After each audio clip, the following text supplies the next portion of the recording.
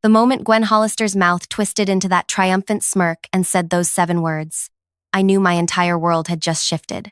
We don't need your foreign connections anymore.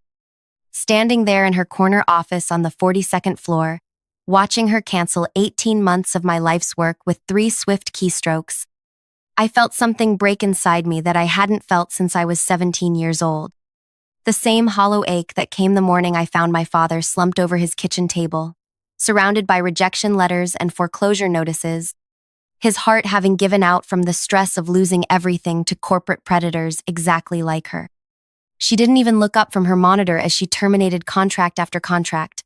Akiko Tanaka from Osaka, the Petrova family in Bulgaria, Miguel Santos in Mexico City. People who had trusted me, who had built their businesses around our partnerships, who were probably right now preparing shipments they'd never be paid for. Honestly, I don't understand why Harrison hired you in the first place. Gwen continued, her fingers dancing across the keyboard like she was playing piano. All this relationship-building nonsense. We're a business, not a charity for immigrant sob stories. Before I dive deeper into what happened next, could you please take a few seconds to tell me in the comments where you're listening from? Because I want to know where my story is reaching across the world. And please like, subscribe, and hit the bell notification because what I'm about to share with you changed everything. Not just for me, but for everyone who thought powerful people could destroy lives without consequences. My name is Claire, and I need you to understand something about Gwen Hollister before we continue. She wasn't just any executive. She was the kind of person who had built her entire career on a foundation of other people's broken dreams. 23 years at Morrison Industrial, climbing from junior analyst to vice president of global procurement, leaving a trail of destroyed careers behind her like breadcrumbs. But here's what she didn't know about me, what nobody at Morrison knew about me. 15 years ago, when I was a freshman at State, my father worked for a small consulting firm that Gwen's previous company acquired. Dad was 58, had been with his firm for 16 years, spoke 3 languages fluently, and had built relationships across Europe that brought in 60% of their international revenue. Gwen systematically destroyed him over 6 months, not with one dramatic confrontation, but with the slow poison of professional humiliation. She questioned his reports in meetings, reassigned his clients to younger staff, started rumors about his mental capacity, made him rewrite proposals 5, 6, 7 times for reasons that changed daily. She turned his own team against him by suggesting he was holding back the company's growth. My father, who had survived immigrating to this country with nothing, who had built a reputation based on honor and reliability, who had never missed a day of work in his entire career, started having panic attacks in the office parking lot. He'd sit in his car for 20 minutes every morning, trying to gather the strength to walk inside and face another day of psychological warfare. The morning I found him at that kitchen table, surrounded by termination papers and medical bills he couldn't afford, was the morning I promised myself that someday, somehow, I would understand people like Gwen Hollister. I would learn how they operated, how they thought, how they justified destroying human beings for profit margins and personal advancement. I studied business, specialized in international supply chain management, and spent 7 years working for smaller firms, learning every aspect of global procurement. Not because I loved the work, but because I was building myself into exactly the kind of person who could get close to someone like Gwen. When the position at Morrison opened up, when I saw Gwen's name listed as the hiring manager, I knew the universe was giving me an opportunity I couldn't waste.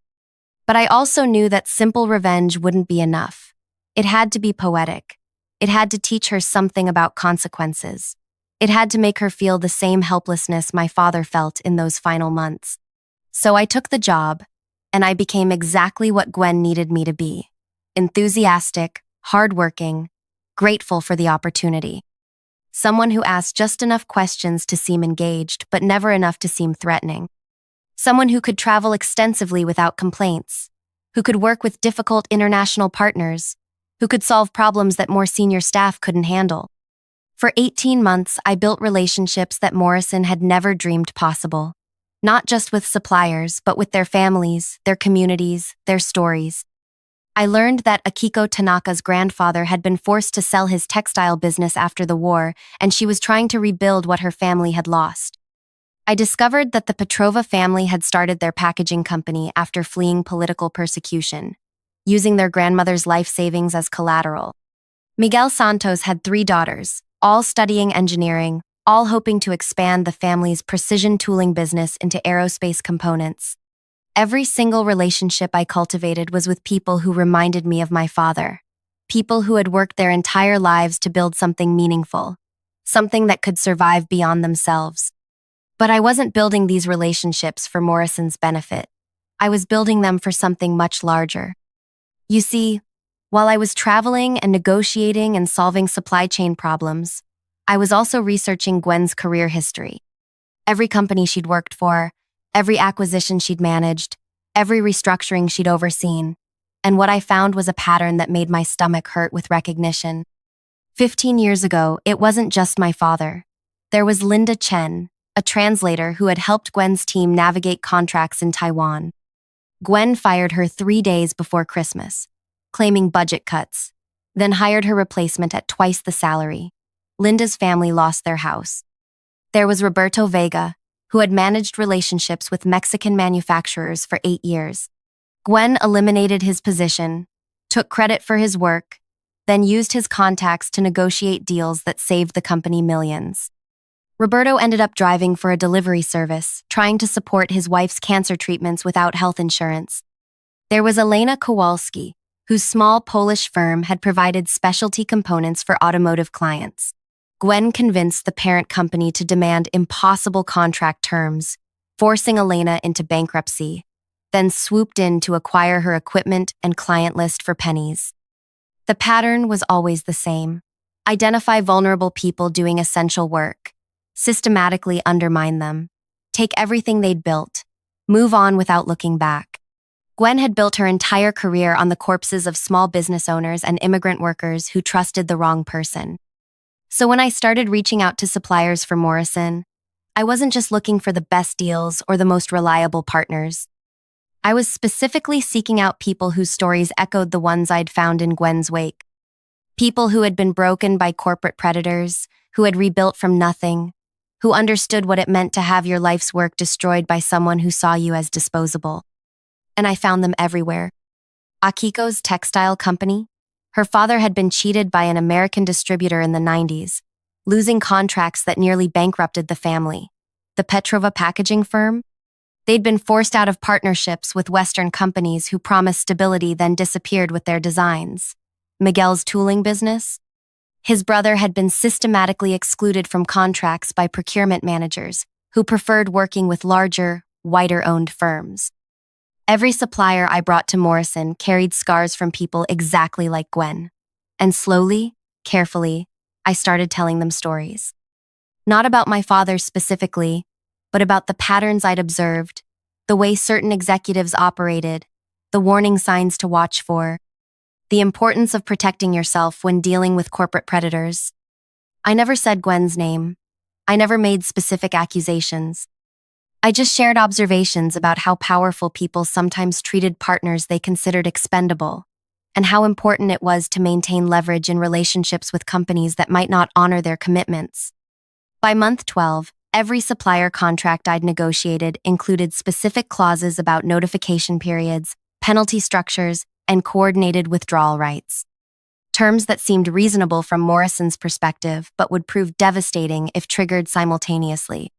I presented these clauses as standard international protections, necessary for working with overseas partners who had been burned before. Gwen signed every contract without reading the fine print, trusting my expertise and focused only on the cost savings I was delivering. Morrison's profit margins improved by 38% in my first year, largely because I'd found suppliers willing to work for rates that barely covered their costs. Hoping to build long-term relationships with an American company that seemed to value their contributions. By month 15, I had documentation of everything, not just the contracts and financial arrangements, but the personal stories behind each partnership. Video testimonials from supplier families about their hopes for the future, photos of their facilities, their workers, their communities. evidence of how Morrison's business was literally supporting hundreds of families across 3 continents. I also had detailed reports on Gwen's decision-making patterns, her attitudes toward international partners, her casual dismissal of suppliers she considered beneath her notice, comments she'd made about these people and their backwards business practices, email chains where she mocked the English skills of partners who spoke 4 languages fluently. By month 18, the web was complete. Every critical component in Morrison's supply chain flowed through relationships I'd built with people who had been destroyed by executives like Gwen. People who trusted me, who understood that I saw them as human beings rather than profit centers, who knew I would never treat them the way corporate America had treated them before. And then came that Tuesday morning when Gwen decided she'd had enough of my relationship-building nonsense. I'd been in her office for what I thought was a routine quarterly review.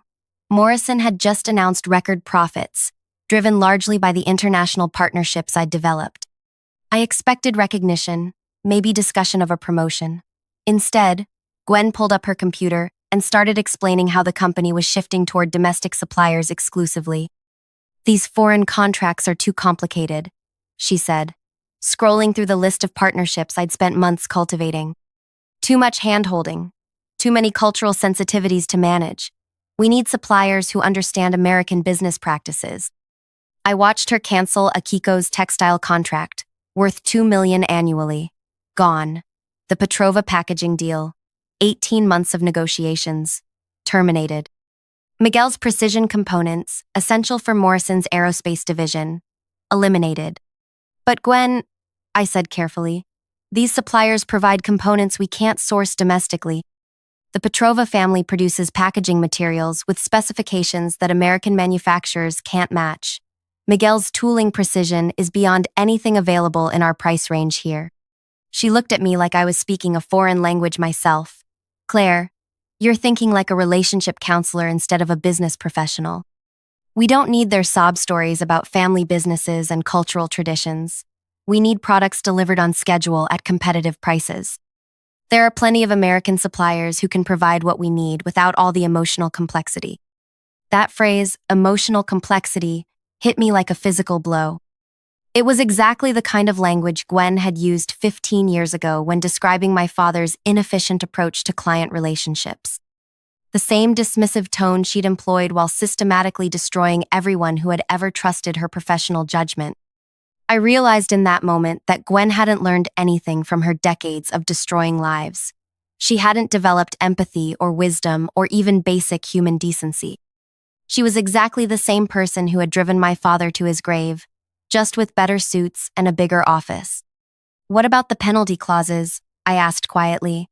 "The coordinated withdrawal provisions in these contracts." Gwen waved her hand dismissively. "Legal will handle whatever paperwork needs to be filed. These people should be grateful they got 18 months of business from us. Most international suppliers never get opportunities like this." She finished canceling the last contract and turned to face me with that triumphant smirk. "Honestly, Claire, I think this will be good for your professional development. You've gotten too emotionally invested in these partnerships. In this business, you can't afford to care about every supplier's personal story. Success requires focusing on results, not relationships." And that's when she said it. The 7 words that changed everything. "We don't need your foreign connections anymore." I nodded slowly, thanked her for the feedback, and walked out of her office. But instead of going back to my desk, I walked directly to the bathroom, locked myself in a stall, and started making phone calls. The first call was to Akiko Tanaka in Osaka. It was 3 a.m. her time, but she answered on the second ring, probably thinking it was an emergency, which, in a way, it was. "Akiko, this is Claire from Morrison. I need you to listen very carefully to what I'm about to tell you, and then I need you to make some phone calls of your own." Within 6 hours, every single supplier I'd partnered with over 18 months had received identical messages, not from me directly, but from each other. The network I'd spent so long building wasn't just about business relationships. It was about shared experiences, mutual protection, and understanding exactly when to act together. Akiko called the Petrova family in Bulgaria. The Petrovas reached out to Miguel in Mexico City. Miguel contacted the semiconductor manufacturers in Taiwan. The Taiwanese suppliers called the packaging companies in Vietnam. Like dominoes falling in reverse, each conversation triggered 3 more, until suppliers across 12 countries were simultaneously reviewing their Morrison contracts and discovering something interesting.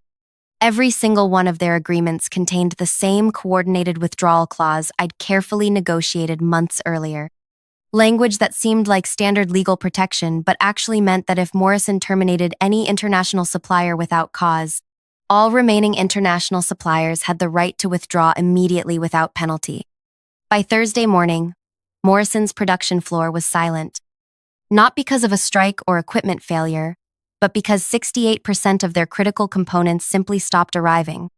The precision tooling from Miguel's shop that kept their aerospace division running, the specialty polymers from Vietnam that made their automotive parts possible, the textile components from Akiko that were essential for their defense contracts.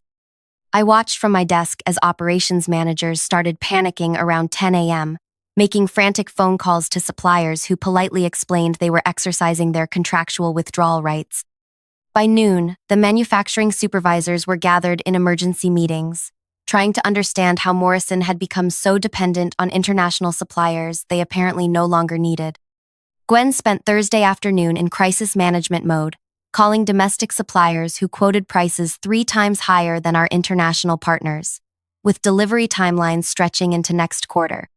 Companies that could maybe provide substitutes for some components, but had never even heard of others.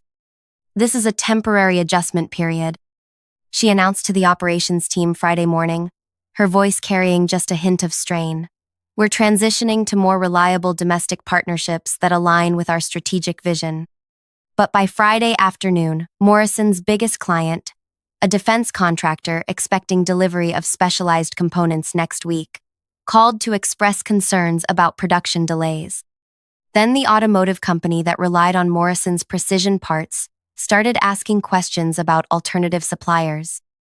I spent that entire week documenting everything, not just the operational chaos, but Gwen's responses to it. Her dismissive comments about suppliers who were overreacting to normal business decisions. Her insistence that international partners were inherently unreliable and that Morrison was better off without them.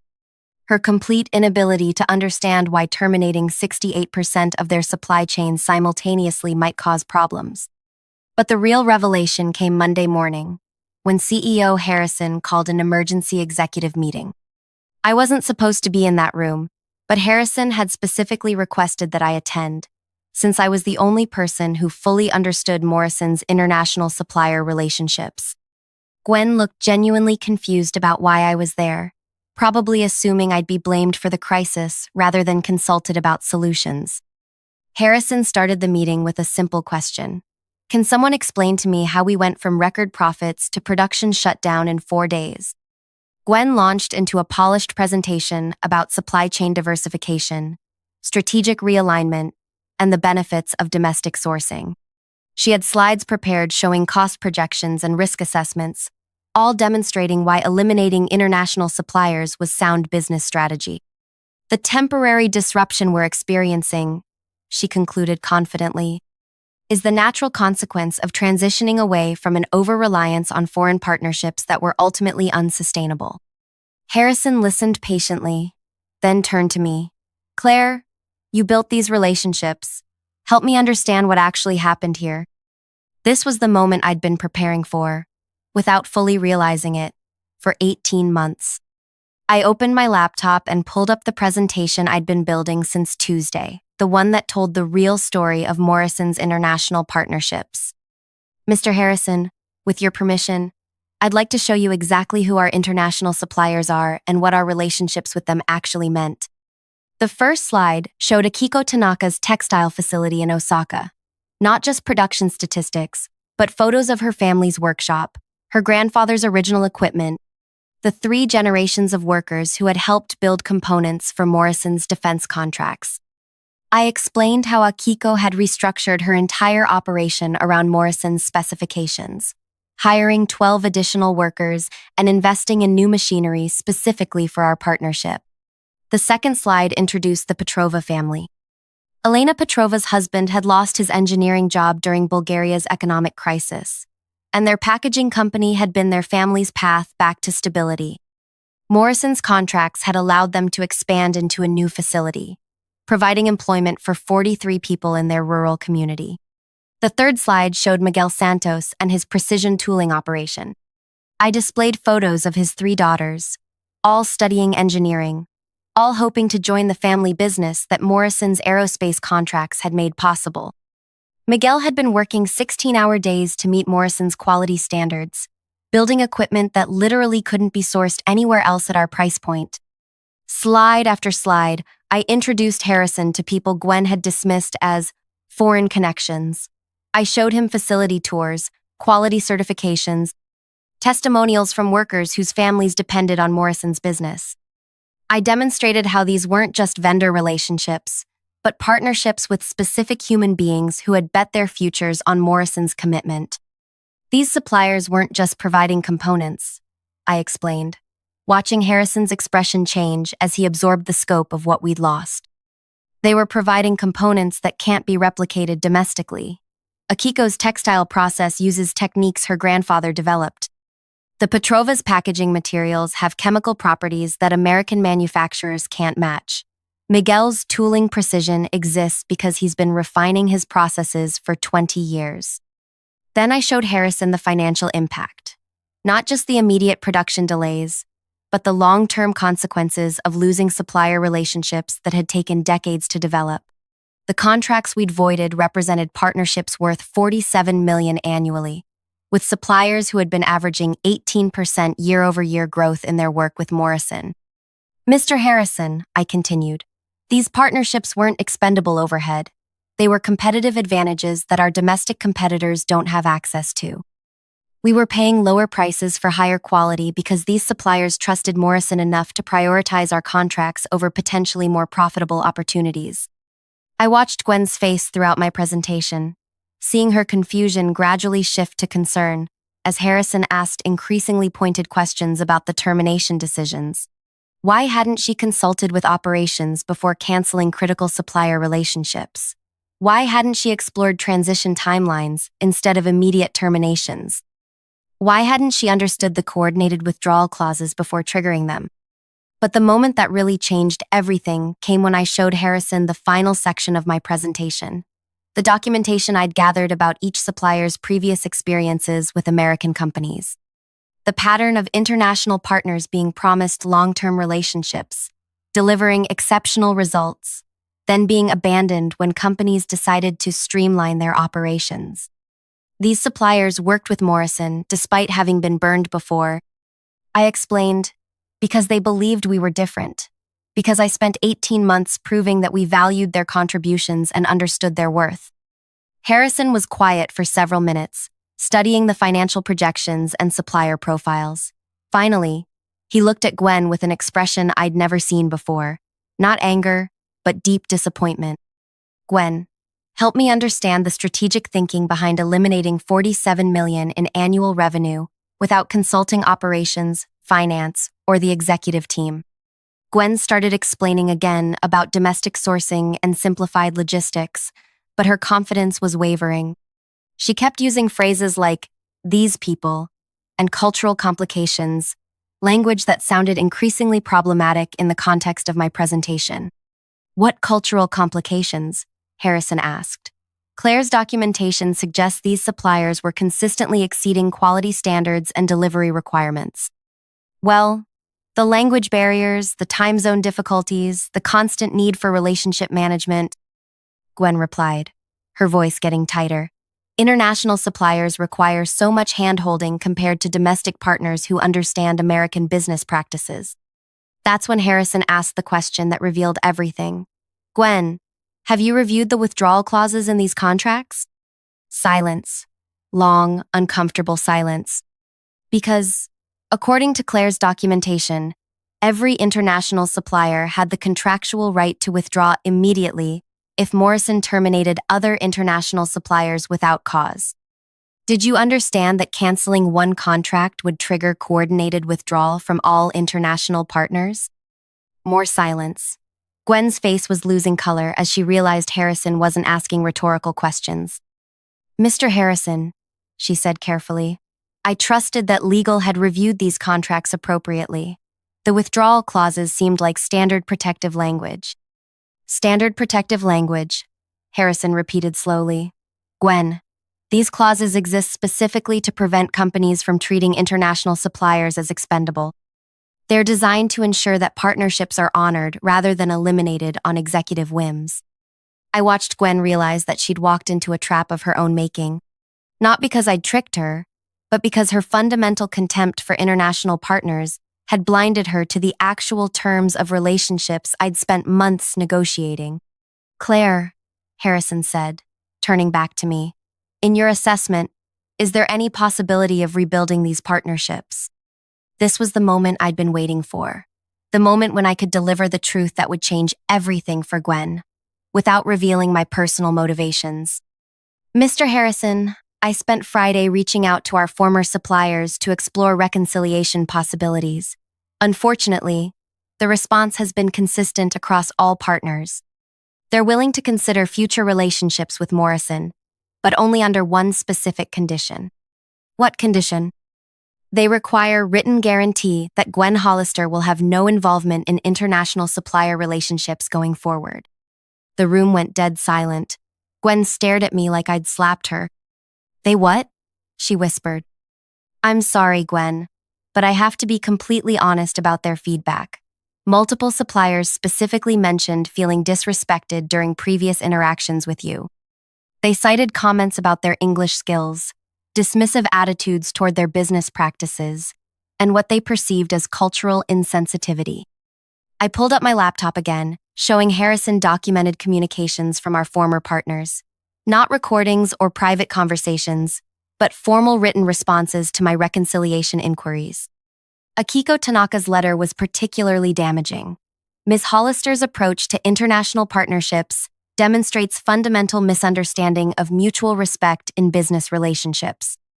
Her comments about foreign complications and simplified logistics suggest Morrison views international suppliers as problematic rather than valuable. Miguel Santos had been even more direct. We appreciate Claire's professionalism, but cannot risk future investments with company leadership that considers our contributions dispensable. Ms. Hollister's termination approach indicates systematic disregard for international partner commitments.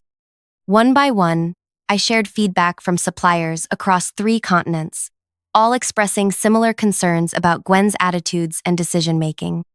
Not angry rants or emotional complaints, but professional assessments of why they couldn't trust Morrison's leadership going forward. These aren't personal attacks, I explained to Harrison. They're business decisions based on demonstrated patterns of behavior. International suppliers can't afford to invest in partnerships with companies that might eliminate them arbitrarily. Harrison spent the next hour reviewing supplier, documentation, contract terms, and financial projections. He asked detailed questions about rebuilding possibilities, domestic sourcing alternatives, and operational timelines. Throughout the entire discussion, Gwen sat in increasingly uncomfortable silence as the scope of her miscalculation became clear. Finally, Harrison closed his laptop and looked directly at Gwen. I need some time to review this situation with the board. Claire, can you provide me with comprehensive documentation of our international supplier relationships and the specific feedback you've received about rebuilding possibilities? Of course, Mr. Harrison. Gwen, I'll need you to prepare a detailed report explaining the strategic reasoning behind these termination decisions and your assessment of domestic sourcing alternatives. After the meeting ended, Gwen cornered me by the elevator, her professional composure finally cracking. Claire, what exactly did you tell these suppliers about me? I looked at her with the same calm expression I'd maintained throughout the presentation. I told them the truth, Gwen. I shared your exact words about not needing foreign connections anymore. That's not. I didn't mean. She started, then stopped herself. You didn't mean what? That you don't value international partnerships? That cultural sensitivity is unnecessary? That relationship management is emotional complexity we can't afford? She stared at me, probably realizing for the first time that her casual dismissal of international suppliers had been documented and shared with the very people she'd dismissed. Those suppliers trusted Morrison because they trusted me, I continued. When you terminated their contracts while calling their work foreign complications, you destroyed relationships that took 18 months to build. They're not angry, Gwen. They're protecting themselves from exactly the kind of treatment you've given them. The elevator arrived, and I stepped inside. Just before the doors closed, I said the words I'd been waiting 15 years to deliver. Sometimes the people you consider dispensable turn out to be the ones holding everything together. 3 weeks later, Harrison announced that Morrison was restructuring its procurement division. Gwen Hollister would be transitioning to a customer service role, where her domestic focus would be better utilized. I was promoted to Director of Global Supplier Relations, with full authority to rebuild the international partnerships Morrison had lost. It took 6 months to restore relationships with most of our former suppliers, not because they were vindictive, but because they needed proof that Morrison had learned from its mistakes. They wanted guarantees, oversight structures, and cultural sensitivity training for all executive staff involved in international partnerships. Gwen lasted 8 months in customer service before transferring to a smaller company. According to people who stayed in touch, she now handles complaint calls for a regional distribution center, dealing daily with frustrated customers who feel ignored and dismissed by corporate policies they can't control. I never told anyone about my father, never mentioned the real reason I'd chosen Morrison, or why I'd spent 18 months building relationships with suppliers who reminded me of people Gwen had destroyed before. The revenge wasn't about exposing her past, it was about letting her experience the consequences of her own choices. Every supplier who withdrew from Morrison did so because Gwen had treated them as expendable. Every partnership we lost was lost because she valued control more than collaboration.